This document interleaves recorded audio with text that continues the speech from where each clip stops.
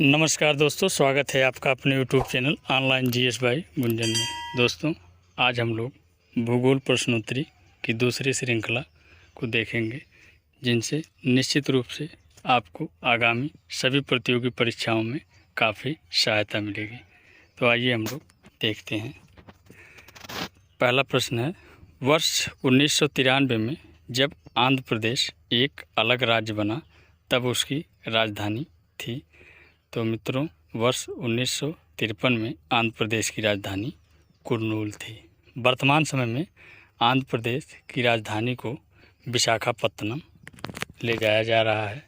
अभी फाइनल निर्णय नहीं आया है, लेकिन भविष्य में आंध्र प्रदेश की राजधानी विशाखापत्तनम घोषित होगी। इसके बाद सबसे अधिक ज़िले किस राज्य में हैं? तो सभी लोग जानते हैं कि उत्तर प्रदेश में सर्वाधिक यानी 75 ज़िले हैं। इसके बाद 4 दक्षिणी राज्य आंध्र प्रदेश, कर्नाटक, केरल और तमिलनाडु में से सबसे अधिक भारतीय राज्यों के साथ सीमावर्ती है। तो इसका उत्तर आंध्र प्रदेश एवं कर्नाटक में से प्रत्येक। इसके बाद तेलंगाना राज्य की सीमा बनाता है किस किस राज्य के साथ? तो आंध्र प्रदेश, कर्नाटक, महाराष्ट्र, छत्तीसगढ़ से। इसके बाद पांडिचेरी का क्षेत्र पाया जाता है। तो पांडिचेरी 3 राज्यों में फैला हुआ है, जिसमें तमिलनाडु में करईकाल है, केरल में माहे है और आंध्र प्रदेश में यानम है। और एक पांडिचेरी तमिलनाडु में ही है। इसके बाद त्रिपुरा, दमन एवं दीव, लक्षद्वीप एवं पांडिचेरी में से केंद्र शासित प्रदेश नहीं है। तो सभी लोग जानते हैं कि त्रिपुरा राज्य है, बाकी दमन और दीव, लक्षद्वीप एवं पांडिचेरी केंद्र शासित प्रदेश हैं। दमन और दीव के बारे में सत्य कथन है, देख लीजिए। दमन और दीव के बीच खंपात की खाड़ी है और इसकी राजधानी दमन है। इसके बाद सिलवासा राजधानी है। मित्रों, यह प्रश्न एक बार जूनियर यूपी टेट 2018 में पूछा जा चुका है कि सिलवासा राजधानी है दादर एवं नागर हवेली की। इसके बाद नेक्स्ट प्रश्न देखिए। मणिपुर की राजधानी है इम्फाल, गुजरात की राजधानी है गांधीनगर, राजस्थान की राजधानी है जयपुर, अरुणाचल प्रदेश की राजधानी है ईटानगर, भारत के 29वें राज्य तेलंगाना की राजधानी है हैदराबाद। इसके बाद मिजोरम की राजधानी आइजॉल है। इसके बाद चंडीगढ़, भुवनेश्वर, बेंगलुरु एवं गांधीनगर में से सुनियोजित राजधानी नगर नहीं है।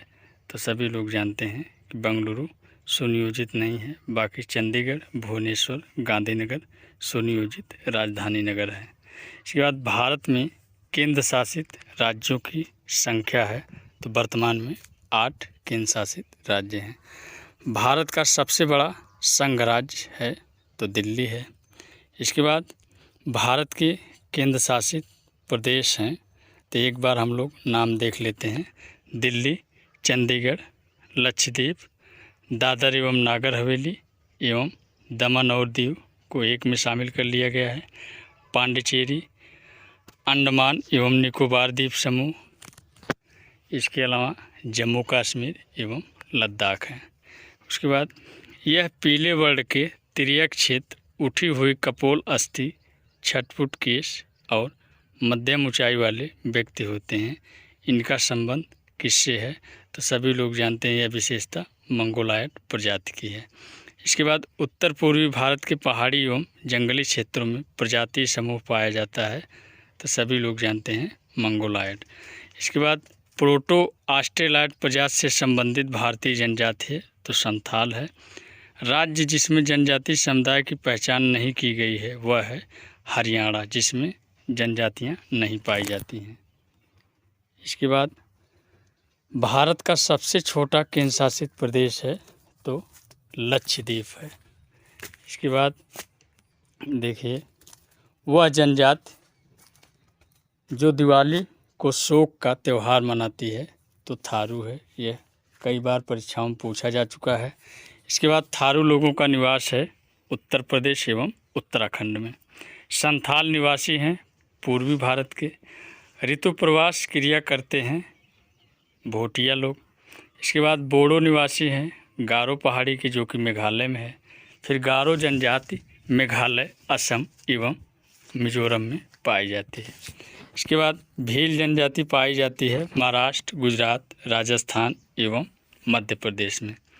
बहुपतित्व की प्रथा मनाई जाती है जौनसारी, टोडा, खस, कोटा, बोटा, तिवान, इरावा एवं नायरन जनजातियों में।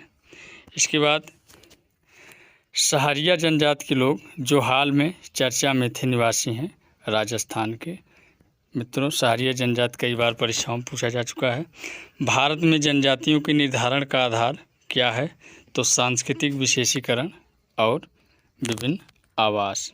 इसके बाद गारो एवं खासी भाषा बोलने वाली जनसंख्या पाई जाती है असम, मेघालय व मिजोरम राज्यों में। इसके बाद चेंचू, लेप्चा, डफला एवं डाफर जनजातियों में से केरल में पाई जाने वाली जनजाति है। तो केरल में चेंचू जनजाति पाई जाती है। भारत की सबसे बड़ी जनजाति है तो भील जनजाति, यह हमने आपको कल भी बताया था। इसके बाद देखिए, भारत में जनजातियों के निर्धारण का आधार क्या है? तो सांस्कृतिक विशेषीकरण और विभिन्न आवास। इसके बाद भारत के चांगपा समुदाय के संदर्भ में सही कथन है क्या है? वे अच्छे किस्म का ऊन देने वाली पश्मीना बकरियों को पालते हैं। उन्हें अनुसूचित जनजातियों की श्रेणी में रखा जाता है। इसके बाद टोडा एक जनजाति है जो निवास करती है नीलगिरी की पहाड़ियों में, जो कि मुख्य रूप से तमिलनाडु में टोडा जनजाति पाई जाती है। एक जनजाति जो सरहुल त्यौहार मनाती है, यह बार बार परीक्षाओं में पूछा जाता है। तो सरहुल त्यौहार मुंडा जनजाति मनाती है। उत्तराखंड की सबसे बड़ी अनुसूचित जनजाति है जौनसारी, यह बार बार परीक्षाओं में पूछा जाता है। मिजोरम में बसंती संरूप मुख्यतः कटकों के साथ साथ रैखिक प्रतिरूप का है, क्योंकि घाटियाँ कटकों की अपेक्षा ठंडी हैं। इसके बाद लोहासुर को अपने देवता मानती है अगरिया जनजाति। सोपेन जनजाति पाई जाती है निकोबार द्वीप समूह में। केंद्र शासित प्रदेशों में से आउन जनजाति के लोग कहाँ रहते हैं? तो अंडमान एवं निकोबार द्वीप समूह में। जारवा जनजाति के लोग, जो हाल में चर्चा में रहे, निवासी हैं।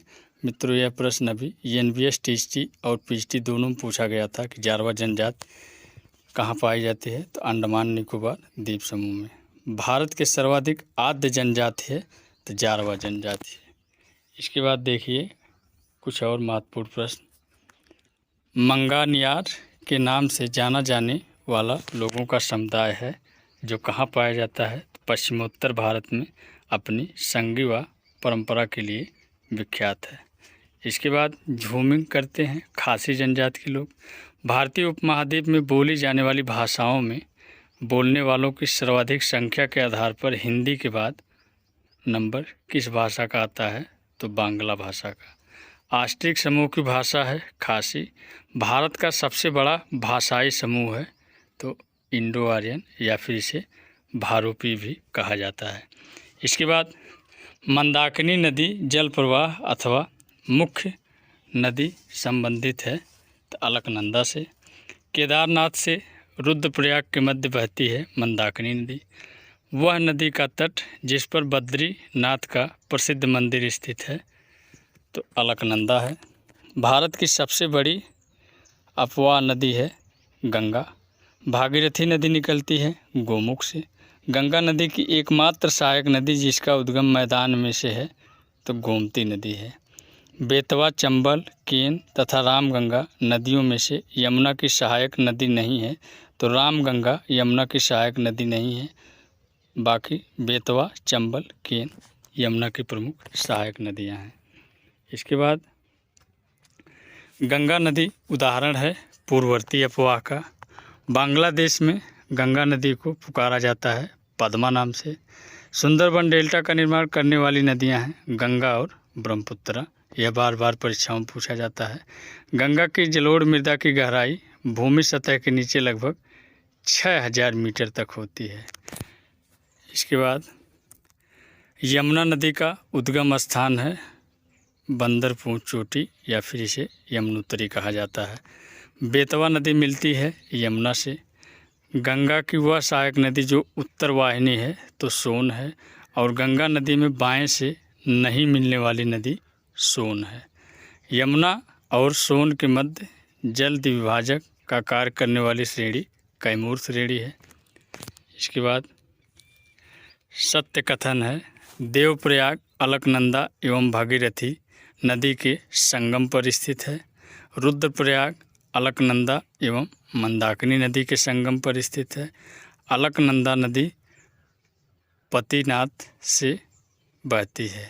मित्रों, यह प्रश्न अभी यूजीसी नेट जो हाल ही में आयोजित हुआ था उसमें पूछा गया था। इसके बाद यमुना और सोन के मध्य जल द्विभाजक का कार्य करने वाली श्रेणी है कैमूर श्रेणी।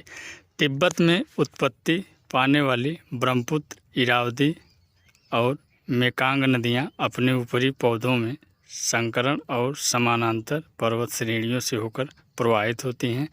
इन नदियों में ब्रह्मपुत्र भारत में प्रविष्ट होने से ठीक पहले अपने अपवाह में यूटर्न लेती है। यह यूटर्न बनता है भूवैज्ञानिक तरुण हिमालय के अक्षसंगीय नमन के कारण। इसके बाद भारत में यरलुंग जांगपो नदी को जाना जाता है ब्रह्मपुत्र नाम से, और अलकनंदा तथा भागीरथी का संगम क्या कहलाता है तो देवप्रयाग। यह प्रश्न अभी यूजीसी नेट में पूछा गया था। इसके बाद कुछ और महत्वपूर्ण प्रश्न है, आइए देखते हैं। तिब्बत में मानसरोवर झील के पास जिस नदी का स्रोत है वह है। मित्रों, यह प्रश्न IAS PCS यानी सिविल में कई बार पूछा जा चुका है कि ऐसी कौन सी नदियां हैं जिनका उद्गम स्थल भारत से बाहर है या फिर मानसरोवर झील के पास है। तो याद रखिएगा ब्रह्मपुत्र, सतलज, सिंधु। अरुणाचल प्रदेश से होकर बहने वाली नदियां हैं रोहित और सुबनसिरी। इसके बाद मानस नदी सहायक नदी है ब्रह्मपुत्र की। ब्रह्मपुत्र नदी तिब्बत में जानी जाती है सांगपो नाम से। ब्रह्मपुत्र नदी का बहाव क्षेत्र तिब्बत, बांग्लादेश एवं भारत है। ब्रह्मपुत्र की सहायक नदी या नदियां हैं दिबांग, कमेंग, लोहित। वह नदियां जिनका स्रोत बिंदु लगभग एक ही है तो ब्रह्मपुत्र और सिंधु का, जो कि मानसरोवर झील है। इसके बाद रिफ्ट घाटी का भ्रंश द्रोणी से होकर बहने वाली नदी है नर्मदा। पश्चिम वाहिनी नदियों में दो पर्वत श्रेणियों के बीच बहने वाली नदी है नर्मदा। तवा किसकी सहायक नदी है। मित्रों, यह बहुत ही महत्वपूर्ण प्रश्न है। तो तवा नर्मदा की प्रमुख सहायक नदी है। गोदावरी, ताप्ती, किचड़ा एवं महानदी में से अरब सागर में गिरने वाली नदी है। तो अरब सागर में मुख्य रूप से दो ही नदी गिरती हैं, नर्मदा और ताप्ती। इसके बाद वह नदी जो 3 बार 2 धाराओं में विभक्त हो जाती है और कुछ मील आगे जाकर पुनः मिल जाती है, और इस प्रकार श्रीरंगपट्टनम, शिव समुद्रम एवं श्रीरंगम के द्वीपों का निर्माण करती है। तो वह कौन सी नदी है? कावेरी। कावेरी नदी का उद्गम है ब्रह्मगिरी पहाड़ी। इसके बाद कावेरी नदी किन राज्यों से होकर गुजरती है? तो वह है कर्नाटक, केरल, तमिलनाडु। दक्षिण की गंगा कहा जाता है कावेरी नदी को। किचड़ा नदी जल विवाद किन राज्यों के मध्य है? बहुत ही महत्वपूर्ण प्रश्न है। तो किचड़ा जल विवाद आंध्र प्रदेश, कर्नाटक और महाराष्ट्र के मध्य। इसके बाद वह नदी जिनको जोड़ने का कार्य किया गया तो गोदावरी और किचड़ा को। इसके बाद नर्मदा नदी पश्चिम की ओर बहती है, जबकि अधिकांश अन्य प्रायद्वीपीय बड़ी नदियां पूरब की ओर बहती हैं, क्योंकि यह एक रेखीय विभ्रंश या रिफ्ट घाटी में विस्तृत है। नर्मदा घाटी जिन पर्वत श्रृंखलाओं के बीच स्थित है वह है तो विंध्यन एवं सतपुड़ा के मध्य। भारत की पश्चिम की ओर बहने वाली नदियां जो डेल्टा का निर्माण नहीं करती तो नर्मदा, ताप्ती, पेरियार। इसके अलावा किचड़ा, गोदावरी, ताप्ती एवं कावेरी नदियों में से वह नदी जो डेल्टा का निर्माण नहीं करती तो सभी लोग जानते हैं कि अरब सागर में गिरने वाली नदियां डेल्टा का निर्माण नहीं बल्कि एस्चुअरी या जिसे ज्वारनदमुख कहा जाता है का निर्माण करती हैं। तो ऐसी नदियाँ नर्मदा, ताप्ती, पेरियार हैं। अमरकंटक से किस नदी का उद्गम होता है? तो अमरकंटक से 3 नदियाँ निकलती हैं, नर्मदा, सोन, महानदी। नर्मदा घाटी उदाहरण है तो भ्रंश घाटी का। इसके बाद वह नदी जिनको जोड़ने का कार्य किया गया, गोदावरी और कृष्णा। गोदावरी, कावेरी, ताप्ती एवं महानदी में से वह नदी जो एस्चुअरी बनाती है। तो अभी हमने बताया कि अरब सागर में गिरने वाली सभी नदियाँ एस्चुअरी या ज्वारनदमुख बनाती हैं। तो अरब सागर में ताप्ती नदी अपना जल प्रवाहित करती है। गोदावरी, महानदी, नर्मदा एवं ताप्ती नदियों की लंबाई के अवरोही क्रम में सही अनुक्रम है। तो सबसे पहले अवरोही मतलब बड़े से छोटे की ओर, तो सबसे बड़ी नदी प्रायद्वीपीय भारत की गोदावरी है, फिर नर्मदा है, फिर महानदी, फिर ताप्ती। तो मित्रों, ये रहे भूगोल के कुछ महत्वपूर्ण प्रश्न जिनको हमने आप लोगों को काफ़ी विस्तार पूर्वक बताया, जो आप लोगों को आगामी सभी प्रतियोगी परीक्षाओं में काफ़ी लाभदायक सिद्ध होंगे। तो कैसा लगा आज का सेशन कमेंट करके ज़रूर बताएं। ऐसे ही नॉलेजफुल वीडियो पाने के लिए हमारे यूट्यूब चैनल से जुड़े रहें एवं हमारे यूट्यूब चैनल को लाइक, शेयर, सब्सक्राइब ज़रूर करें। जय हिंद, वंदे मातरम।